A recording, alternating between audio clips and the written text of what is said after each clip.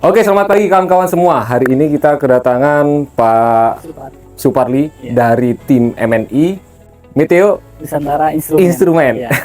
Oke, jadi kesempatan kali ini kita akan memasang automatic weather station. Jadi sebenarnya Pak Suparli, apa saja sih di automatic weather station ini yang bisa kita dapat? Ya.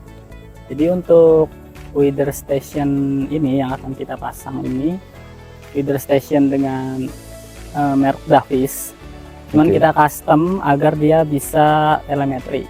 Jadi di sistem Davis ini dia sudah memiliki beberapa parameter seperti arah angin, kecepatan angin, terus suhu udara, kelembapan udara, curah hujan, lalu ada UV, ada evapotranspirasi, dan juga ada solar radiasi.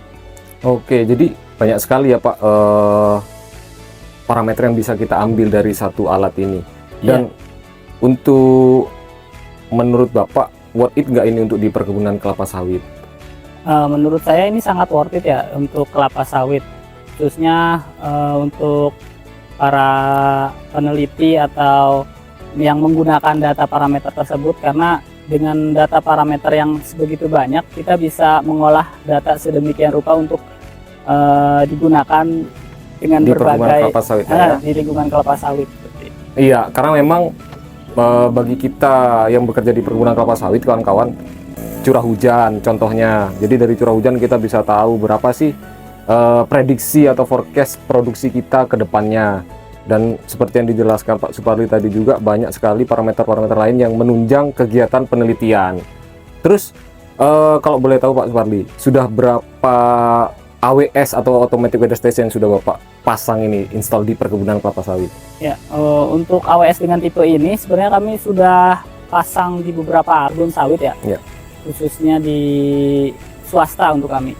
Jadi alat yang terpasang itu saat ini sekitar di 50-an alat. Itu belum termasuk dengan ada perusahaan seperti PPKS, itu dia kami supply alat juga ke mereka, dan itu untuk biasanya untuk di perkebunan kelapa sawit BUMN. Oke, jadi sudah terpasang di berbagai pulau di Indonesia ya, nggak hanya di Kalimantan ya? Iya, di Papua ada? Di Papua untuk sawit belum. Oh, belum? Cuman kami untuk di Papua ada untuk water level. Oke, water level. Jadi selain automatic weather station ini juga PTMN ini bergerak di bidang-bidang yang lain, tidak hanya di automatic weather station. Ada tinggi muka air tanah, pengukuran tanah gambut, terutama yang parameter-parameter untuk pengecekan di tanah gambut atau organik itu juga ada, kawan-kawan. Jadi satu lagi Pak, sebenarnya untuk skala perusahaan nih, harusnya dengan luasan yang lebar seperti ini, berapa sih yang harus kita punya? Itu menurut Bapak lah untuk AWS standarnya lah. Itu tergantung ya, untuk tergantung perusahaan ya.